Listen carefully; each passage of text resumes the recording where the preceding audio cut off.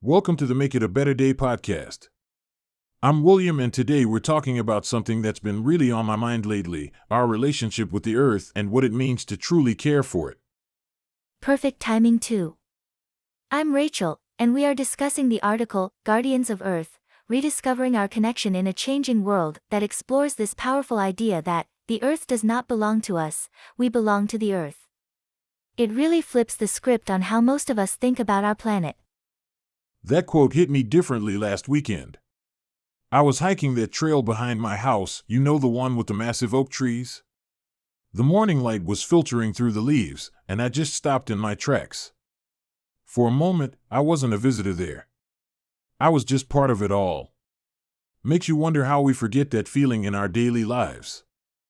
Yeah, it's like the earth is always speaking, but we forget to slow down and listen. I know exactly what you mean. It's like we get caught up in this mindset of ownership instead of relationship. We ask what earth can provide for us, rather than considering ourselves as just one thread in this incredible web of life. Right? And the timing couldn't be more critical. We're seeing record heat waves, species disappearing faster than ever. The planet is practically shouting at us to reconsider our relationship. Why do you think it's so hard for us to make that mental shift? I think we've been conditioned to see ourselves as separate from nature. There's us, and then there's the environment, as if we exist outside of it. But that UN report mentioned in the article really puts things in perspective. We're using resources almost twice as fast as Earth can regenerate them. That's like spending your savings twice as fast as your paycheck comes in. When you put it that way, it sounds completely unsustainable.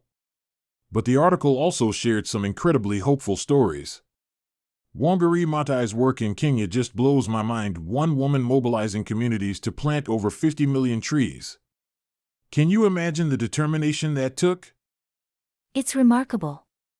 And I've actually followed Sylvia Earle's work for years. They call her deepness because she's spent thousands of hours underwater. Her Mission Blue initiative has created these hope spots all over the world's oceans. I love her saying, "No water, no life. No blue, no green." Gets right to the heart of how interconnected everything is. These women found such different paths to becoming Earth's guardians, but they both started with that deep sense of connection. And that connection, that feeling of belonging, is something all of us can rediscover, even in small ways. Not everyone can dedicate their entire life like they did. That's what I appreciate about the article's suggestions. They're so doable. Like just taking time to be present in nature. Last month I started having my morning coffee on the porch instead of at my desk, and I've noticed so many birds I never knew lived in our neighborhood. That's such a simple change. I've been trying to reduce plastic waste, but honestly, it's harder than I expected. I ordered takeout yesterday and ended up with a mountain of plastic I didn't even ask for. The article mentioned plastic production has doubled since 2000. That's just staggering. It really is overwhelming sometimes. I started composting last year, mostly because my neighbor kept raving about it. Now I'm obsessed. My kitchen trash is practically empty, and my garden is thriving. The article was right, it cuts household waste by about a third. You're making me want to try it. I've been taking baby steps with energy use, switched all our bulbs to LEDs, and started unplugging things when we're not using them. My teenager thought I was being dramatic until our electric bill dropped noticeably. Speaking of teenagers, how's your family doing with those meatless Mondays you mentioned trying? It was touch and go at first. My son acted like I was feeding him lawn clippings. But I found this incredible recipe for black bean tacos, and now he actually requests them. Small victory. The article mentioned plant-based meals can reduce food-related emissions by up to 61%. That's significant. Those small changes really do add up. I joined a community cleanup last month at the river downtown. We filled this enormous dumpster with trash in just a few hours. It was equal parts depressing and inspiring. I bet. I've been meaning to get involved with something like that. The article also mentioned advocating for more green spaces in urban areas. Did you know they can lower city temperatures by up to 8 degrees Celsius? With summers getting hotter, that's no small thing. Definitely not.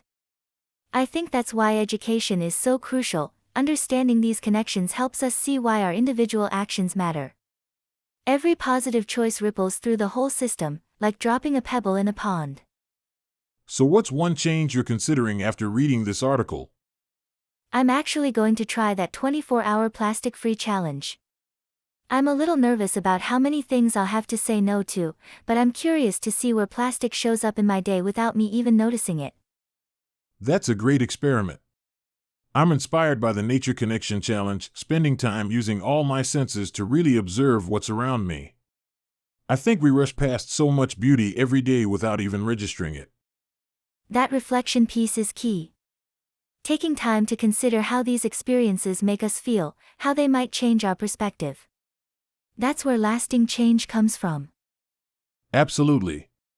When we truly understand that we belong to the earth rather than owning it, our choices naturally shift. We become guardians rather than consumers. That's beautifully put.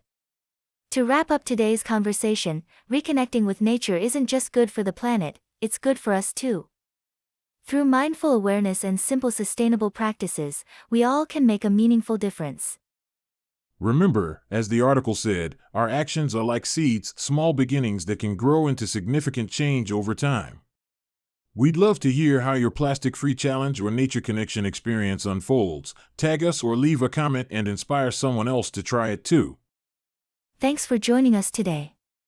For more articles, videos, and resources to help make your days better, visit our website. And check out our Redbubble store for some earth-friendly inspiration to keep you motivated. Until next time, remember, we belong to the earth, and together, we can make it a better day for everyone who calls this planet home.